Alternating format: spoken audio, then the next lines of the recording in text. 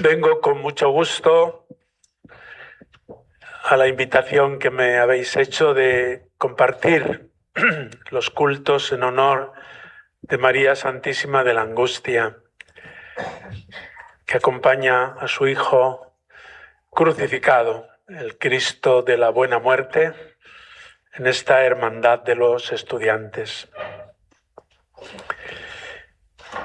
Y la palabra de Dios de este cuarto domingo de tiempo ordinario viene apropiada, como siempre, para que poniendo los ojos en María entendamos la enseñanza evangélica de Jesús, que nos presenta hoy la doctrina de las bienaventuranzas, una página de las más bellas y exigentes y desconcertantes de todo el Evangelio. Gandhi quedó encandilado por esta página y cuando llegó a Occidente vio y se desencantó porque la página es de las más atrayentes de la literatura universal, particularmente de la literatura religiosa, pero los cristianos a veces pues no correspondemos o estamos lejos de este perfil que Jesucristo dibuja en esta página evangélica del Sermón de la Montaña. Pero lo vemos realizado en ella. Por eso contemplarla a ella, el mejor comentario que su hijo podía haber hecho es precisamente las 8 bienaventuranzas que hemos escuchado y que se resumen todas en una. La primera, en la humildad. Eso es la pobreza de espíritu. No está hablando Jesús de si tenemos una cuenta corriente mayor o menor, de si tenemos que afrontar gastos y presupuestos, no. Jesucristo, al predicar las bienaventuranzas, está hablando de una virtud clave en la vida de toda persona humana, pero particularmente de quien ha recibido la revelación del amor de Dios en Jesucristo, en el corazón de Cristo. La virtud fundamental, porque es el fundamento de todas las demás, es la virtud de la humildad. Cualquier edificio, si nos asomamos a su proyecto y a los primeros pasos, pues lleva de cimiento proporcionado a la altura y al volumen.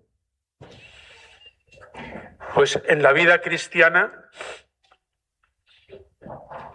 Dios quiere llevarnos a la santidad, ese es el programa de las bienaventuranzas, pero el cimiento que no se ve es la virtud de la humildad,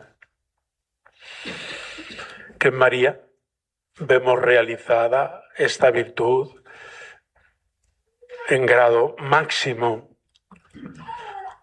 Dichosos los pobres en el espíritu, los anahuim, aquel resto que serían fieles a la alianza y en los cuales estaría la salvación de futuro. Porque en la historia de la salvación Dios ha anunciado de múltiples maneras sus planes y proyectos. Ahí están las 10 palabras fundamentales del Sinaí, los 10 mandamientos. Y muchos hombres y mujeres los han cumplido o han intentado cumplirlos. Pero también a lo largo de la historia vamos constatando pues que esa alianza con Dios se rompe muchas veces por nuestra debilidad, por nuestra fragilidad, por nuestra escasez de capacidad. Y sin embargo había un resto, a eso se refiere la primera lectura de Sofonías, ¿no? un resto. Siempre en el pueblo de Dios ha habido ese pequeño grupo de los Anahuim, los pobres de Yahvé. A veces porque la vida y la sociedad los había marginado, pero sobre todo porque han confiado en Dios. Y de esos Anahuim, María es como representante de ese resto de Israel que ha sido fiel a Dios y a su alianza. Claro, ella ha sido adornada de gracias especiales por parte de Dios ya desde el momento de su concepción. Ha sido librada del pecado, de todo pecado, incluso del pecado original, porque Dios ha querido prepararla para que sea madre de su Hijo Jesucristo, que nos la va a dar a todos como madre nuestra. Tiene Dios buen gusto y al preparar a su madre y nuestra madre, pues la ha preparado llenándola de gracia. Pero si vamos a preguntarle a ella, ¿y cuál es la clave de todas las virtudes?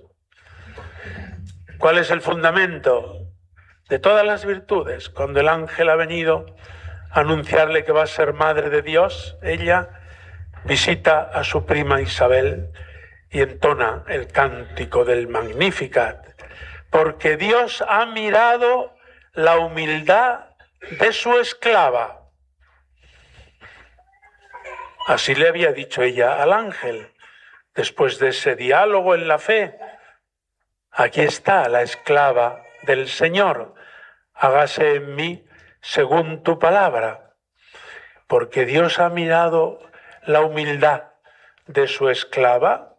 Desde ahora me felicitarán todas las generaciones, también la nuestra, y las que vengan, y las que nos han precedido en esta cofradía ya centenaria, porque Dios ha mirado la humildad de su esclava. Por eso me felicitarán todas las generaciones. ¿Y qué es la humildad? La humildad no es aparentar lo que uno no es. Eso es falsa humildad. La humildad nos la define Santa Teresa con una frase muy exacta. Humildad es andar en la verdad. Y la verdad es que no somos nada. Sobre esta nada, Dios construye su obra y quiere llevarnos a la plenitud de la santidad. Pero el vicio opuesto, que es la soberbia, en todas sus manifestaciones, aflora continuamente en la autosuficiencia, en la vanidad, en el orgullo, en la mentira. Somos capaces de montarnos la vida sobre mentiras más grandes o más pequeñas y encima nos las creemos nosotros, los primeros, cada uno, de sí mismo. Por eso la primera bienaventuranza que resume a todas: dichosos, bienaventurados los pobres en el espíritu, porque de ellos es el reino de los cielos. María nos da a todos hoy este ejemplo vivido de la palabra de Dios que ha sido proclamada. Y podíamos ir analizando cada una de las bienaventuranzas: los mansos, los humildes, los que lloran, los que tienen hambre, los que luchan por la paz, los misericordiosos. Y todos serían aspectos de ese perfil que Dios ha creado en su Madre Santísima. Es modelo para todo cristiano. Por eso en la oración del Ave María la decimos continuamente: Santa María, Madre de Dios, ruega por nosotros, que somos pecadores. ¿De qué pecados? De todos. De los 7 capitales y de todos los que de ahí se derivan. Ruega por nosotros. Nosotros somos pecadores. Tú no. Tú no tienes pecado. Por gracia de Dios has sido librada de todo pecado. Y por gracia de Dios eres llena de gracia. Y por eso ella es modelo de todas las virtudes cristianas. Y concretamente, a la luz de las bienaventuranzas, es modelo de la virtud de la humildad. ¿Quiénes son los pobres de espíritu? Los que confían en Dios. Los que confían en Dios, sean cuales sean las circunstancias. Los que confían en Dios cuando las cosas les van bien, y los que confían en Dios cuando las cosas no les van bien. Los que confían en Dios cuando la vida es próspera, y los que confían en Dios cuando la vida te presenta de pronto una frustración, un contratiempo, un fracaso, una muerte, un accidente. Confiar en Dios en todo momento es propio del corazón humilde, porque sabe que Dios es Padre, que me cuida, y aunque haya momentos o circunstancias que yo no sé descifrar, la actitud no es rebelarse, ofender a Dios o rebotarse contra Dios. La actitud del humilde es confiar en Dios. Pues esto no lo entiendo, pues esto no lo sé explicar, pues ¿a qué viene esto? Y en la oración humilde decirle: Señor, dame luz para que yo sepa leer los acontecimientos de mi vida con la fe y con la actitud con que María ha vivido todos esos momentos. Ha habido momentos muy gozosos en la vida de María, cuando el ángel viene a anunciarle que va a ser la Madre de Dios, y después de ese diálogo ella libremente acepta. Momentos gozosos cuando acompaña a su hijo en aquella boda de Caná, donde Jesús hizo el primer milagro a instancias de su madre.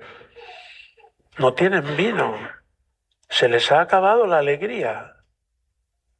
Y Jesús actúa a instancias de María y ella les dice a los sirvientes: haced lo que Él os diga. Es un momento de gozo, porque aquellos novios que habían perdido la alegría de este mundo, simbolizada en el vino, recuperaron una alegría que les dio Jesús por intercesión de su madre, simbolizada en un vino mejor. Y otros momentos: dichoso el vientre que te llevó y los pechos que te criaron. En esta tierra se dice con otra frase que no repito, pero que todos conocéis, ¿no? Bien bonita, por cierto. ¡Viva tu madre! Es un momento gozoso. La gente dijo: pero ¿quién es la madre de este hombre que habla así, que se expresa tan bien, que tienes palabras de vida eterna?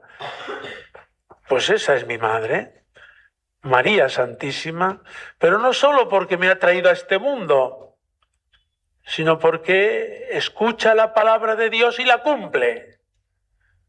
Ese es el título principal que Jesús reconoce en su madre. Y hubo momentos dolorosos. Sí. ¿Os imagináis el día en que María oyó en un comentario que quizá no se diera cuenta el que lo comentaba de que estaba oyéndolo su madre? Se lo quieren cargar, quitarlo de en medio. Están buscando la ocasión. Y ella lo intuía pero llegó a oírlo y su corazón le dio un vuelco. ¿Pero y cómo? Pero si es mi hijo, más aún, es hijo de Dios. Ella lo sabía mejor que nadie, pero y lo quieren quitar del medio. Y ella, en el silencio, en la oración, confía en Dios. Momento doloroso que se cumple. Y la imagen de María Santísima de la Angustia nos quiere expresar algo de eso. Cuando María asiste junto a la cruz de su hijo y ve, pues es crucificado y es condenado a muerte y muere a sus ojos. Recordaba el Papa Juan Pablo II en aquella encíclica Redentoris Mater que María ha vivido la noche oscura de la fe más intensa de la historia. Y lo explica. Todos consideramos como el padre de la fe, de todos los creyentes, de toda la historia y de todas las religiones, Abraham. ¿Por qué? Porque Abraham había tenido un hijo fruto de un milagro de Dios y Dios quería cumplir la promesa. Te daré una descendencia más grande que las arenas de las playas marinas. Y Abraham creyó y confió en Dios y un día Dios le dice, sacrifícame a tu hijo. Y Abraham confió en humildad y se dirigió al monte Moria para ofrecerle en sacrificio a Dios a su hijo único, su hijo que era lo que era. Pero sabemos que en el momento en que Abraham levantó el cuchillo para sacrificar a su hijo, que era la víctima, la mano de Dios le retiró ese cuchillo y le devolvió a su hijo, fruto de la confianza, de la fe, del amor a Dios. Pero en el caso de María, es que ella lo vio con sus ojos. Y ella vio a su hijo muerto. Y ella lo recibió en sus brazos, en su regazo. La fe de María fue una fe humilde y confiada, incluso en el momento en que los hechos contradecían esa actitud de confianza y de humildad. María Santísima de la agonía viene a explicarnos que hay momentos en la vida en que ninguna explicación es satisfactoria. Ninguna. Solo cabe esta actitud con que ella ha vivido, que es la que ella nos enseña. Confía. Confía en Dios con humildad, con esperanza, y Dios sabrá, porque para que cuando Dios lleva las riendas de nuestra vida, aunque nosotros a veces estemos perdidos. Bienaventurados los pobres en el espíritu, los mansos, los humildes, los limpios de corazón. Bienaventurados los que se parecen a María y ha recibido de Dios toda gracia para reflejar en su vida todas las virtudes. La palabra de Dios hoy nos subraya esta, la virtud de la humildad que desemboca en confianza, la virtud de la humildad, incluso en momentos en que yo no puedo ni sé explicar lo que está sucediendo. Pero una cosa está clara, que Dios juega a mi favor. Pero ¿cómo es posible ante esta circunstancia, ante este fracaso, ante este contratiempo, ante este revés? Todos tenemos experiencia. Pues en esos momentos acuérdate de María, María de la angustia, y pídele con humildad que ella te dé la actitud de la humildad para no rebelarte contra Dios en soberbia, para no desconfiar de Dios, porque tú lo harías mejor. ¿O lo harías de otra manera para fiarte de Dios? Que Él te llevará a buen puerto. Y Dios, aún de las circunstancias más adversas de tu vida, quiere sacar bienes para ti y para los demás, como lo ha hecho en la cruz de su Hijo Jesucristo, la mayor injusticia de la historia. Y de ahí ha sacado la redención del mundo entero, incluido cada uno de nosotros. Y a su madre la ha asociado en esa obra redentora, haciéndole participar también de la angustia, del sufrimiento, de la fe desnuda y contradicha por los hechos. Pero María esperó contra toda esperanza que Dios saldría al paso, como así fue. Al tercer día de esa muerte, su Hijo resucitó, y nos cuentan los autores espirituales que fue a visitar a su madre. El Evangelio no lo relata, pero es así considerado en la espiritualidad cristiana. ¿Cómo no va a ir Jesús a saludar a su madre, que la ha tenido de compañera en la cruz y en el sufrimiento? Y de hecho en la piedad popular se celebra el encuentro de Cristo resucitado con su madre, para vivir ella y gozar, la primera de todos, del triunfo de Jesucristo sobre la muerte, sobre el pecado, sobre el demonio. Victoria que es la que traemos a la Eucaristía cada vez que la celebramos.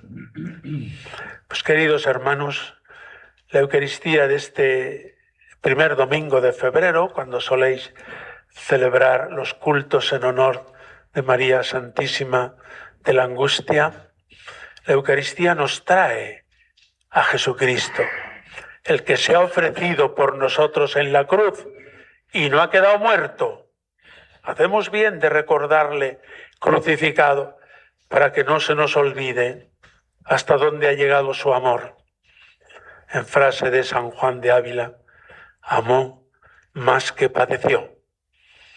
Y por eso la expresión de los crucificados es una expresión preciosa como esta, artística, etcétera, ¿no? No nos olvidamos, pero sabemos que Jesucristo vive, ha vencido la muerte, ha inaugurado una vida nueva para todos nosotros, en la cual vive Él, ha llevado consigo a su madre, incluso en el cuerpo, asunta a los cielos, y ya ha dado a participar a todos los que Él llama al reino de los cielos. Dichosos vosotros, cuando os persigan, os insulten de cualquier modo por mi causa, termina el Evangelio. Estad alegres, porque vuestra recompensa será grande. Es decir, Jesucristo cambia el sentido que nosotros se nos ocurre espontáneamente o con la lógica humana. Y la lógica de las bienaventuranzas es como subversiva. Algunos lo han interpretado así, desde el punto de vista incluso político, violento, y no. Jesús, por el camino de la humildad, creo que el ejemplo precioso es su madre, quiere llevarnos a aceptar la voluntad de Dios, a reconocer esa voluntad de Dios en todos los momentos de nuestra vida, y para eso viene en la Eucaristía, para alimentar nuestra fe, para alimentar nuestra esperanza, la caridad de unos con otros, para alimentar la humildad. Vivir en la verdad delante de Dios, a quien no podemos engañar. Y Él nos va educando para que desde esa actitud profunda de humildad construyamos en la verdad, construyamos la nueva vida y tengamos siempre como referente a María Santísima, nuestra Madre, la que resume y vive en su vida todas las bienaventuranzas. A todos os felicito, queridos cofrades de esta cofradía, de los estudiantes en Sevilla, y en estos días de triduo, de culto y en esta función principal en honor de María Santísima, saquemos todos ese propósito, esa consecuencia. Vale más vivir como ella, como nos ha enseñado Jesús, como nos lo dice el Evangelio, porque de los que viven así es el reino de los cielos. Que así sea.